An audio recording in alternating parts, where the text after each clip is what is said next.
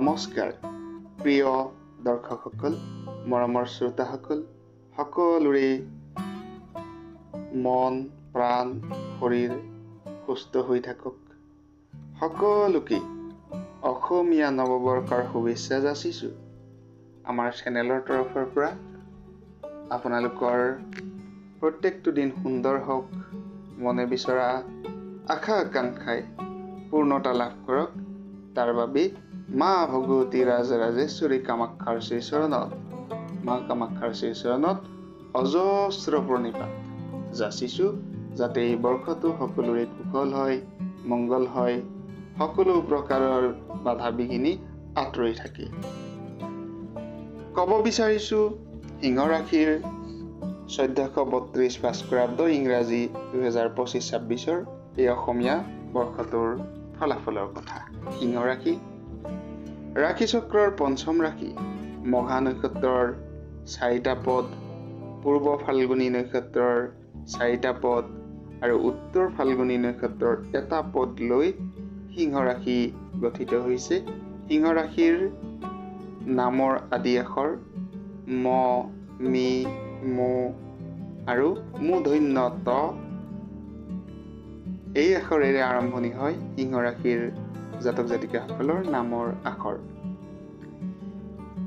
বিশেষভাৱে সিংহ ৰাশিৰ অধিপতি গ্ৰহ ৰবি বা সূৰ্য, সিংহ ৰাশিৰ মিত্ৰ গ্ৰহ চন্দ্ৰ, মংগল, বৃহস্পতি। এই ৰাশি বিষম ৰাশি।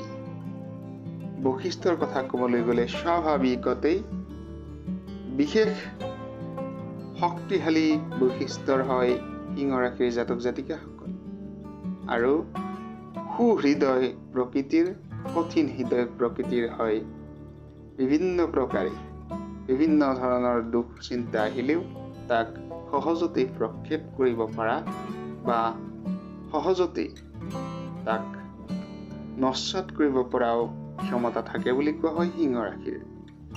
সিংহ ৰাশিৰ জাতক জাতিকাসকল সংকোচহীন, অস্থিৰ বুলি কোৱা হয় আৰু বিশেষভাৱে প্ৰভুত্ব বিস্তাৰ কৰিবলৈ চেষ্টা কৰে সিংহ ৰাশিৰ জাতক জাতিকাসকল আৰু সিংহ ৰাশিৰ জাতক জাতিকাসকলৰ বিভিন্ন প্ৰকাৰে উন্নতি আহে তেওঁলোকৰ বুলি কোৱা হয়।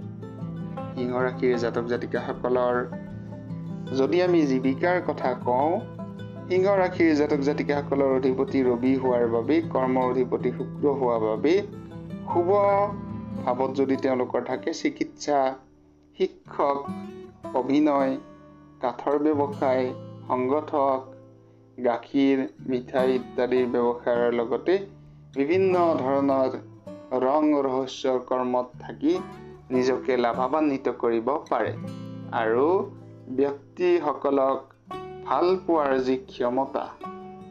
পোৱাৰ ক্ষমতা থাকে বুলি কোৱা হয় সিংহ ৰাশিৰ জাতক জাতিকাৰ ভিতৰত। ৰাজনীতিত প্ৰবল প্ৰতাপী হিচাপেও বিস্তাৰ কৰে সিংহ ৰাশিৰ জাতক জাতিকাসকলে।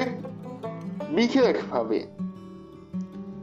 সিংহ ৰাশিৰ জাতক জাতিকাসকলৰ যদি আমি ভৱিষ্যতৰ কথা ক'ব বিচাৰো, একান্ত নিষ্ঠাবান, মনোযোগ আৰু ধৈৰ্য প্ৰদান কৰে সিংহ ৰাশিৰ জাতক জাতিকাসকলে আৰু বিশেষভাৱে অতি উজ্জ্বল হয় বুলিও কোৱা হয়। 2025-26 মাজৰ যি বিশেষ বৰ্ষ, অসমীয়া নৱবৰ্ষত কি ধৰণেনো পাৰ হ'ব আপোনাৰ এই বৰ্ষটো জানিবলৈ মন নাযায়নে? কেৱল আপোনাৰ এই নহয়, হাজাৰজনৰ এই প্ৰশ্ন আছে, গতিকে তেওঁলোকৰ বাবে এই বিশেষ ৰাশিফল লৈ আহিছোঁ।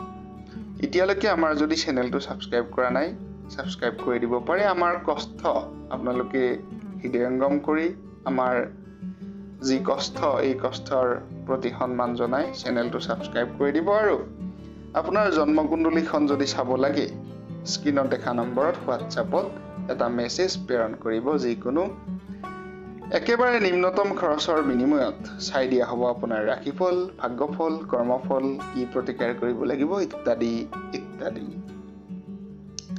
এইবাৰ বৰ্ষৰ আৰম্ভণি কালত আপোনালোকৰ বাবে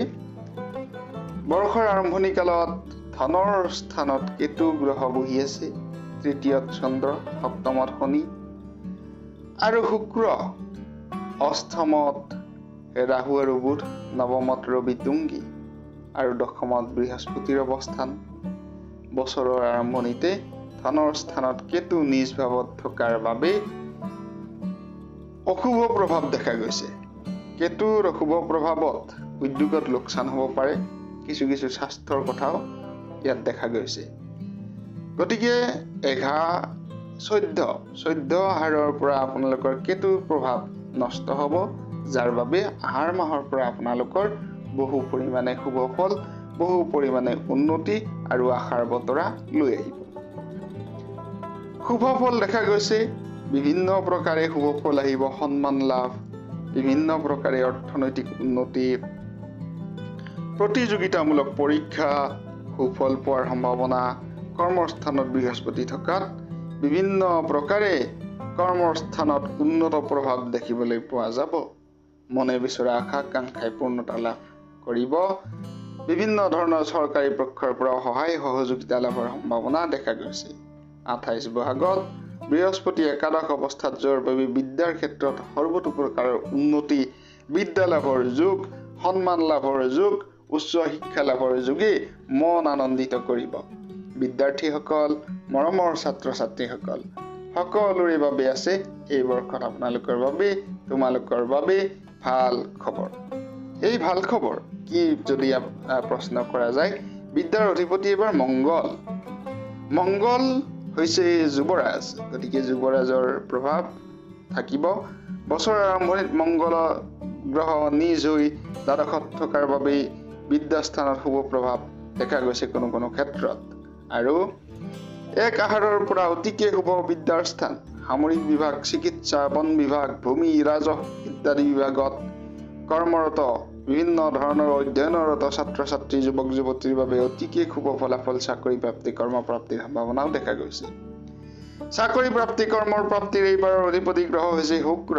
বৰ্ষৰ আৰম্ভণিকালত সপ্তমত থকাৰ বাবে শুভ ফলাফল লাভ কৰিব। এই বৰ্ষত সিংহ ৰাশিৰ যুৱক-যুৱতীসকলৰ চাকৰি পোৱাৰ সম্ভাৱনা আছে। এই বৰ্ষত গ্ৰহৰ প্ৰতিকাৰ যদি আপোনালোকে কৰিব লাগে, মংগল গ্ৰহ শুভ, শনি গ্ৰহ শুভ, এই 2 গ্ৰহৰ পূজা অৰ্চনা কৰিব পাৰে আৰু এই 2 গ্ৰহৰ ৰত্ন ধাৰণ কৰিব পাৰে। চাকৰি কৰ্মৰ ক্ষেত্ৰত যদি আপোনাৰ জন্মকুণ্ডলীখন চাই ল'ব বিচাৰে, চাই ল'ব পাৰিব। আমাৰ সৈতে কথা পাতিব পাৰিব হোৱাটছআপত মেছেজ প্ৰেৰণ কৰিব। কি গ্ৰহৰ প্ৰতিকাৰ কৰিলেনো চাকৰিৰ বাধা আঁতৰিব, কি গ্ৰহৰ প্ৰতিকাৰ কৰিলে বিবাহৰ বাধা আঁতৰি যাব, তাক যদি জানিব বিচাৰে আমাক মেছেজ কৰিব পাৰে। স্ক্ৰীনত দেখা নম্বৰত হোৱাটছআপত মেছেজ প্ৰেৰণ কৰিব আৰু যোগাযোগ কৰিব। নিশ্চয়কৈ প্ৰত্যেকটো প্ৰশ্নৰ আমি উত্তৰ দিবলৈ চেষ্টা কৰোঁ। নিম্নতম খৰচৰ বিনিময়ত আপোনালোকৰ জন্মকুণ্ডলী অধ্যয়ন কৰি সবিশেষ তথ্য দিয়া হ'ব। ধন্যবাদ।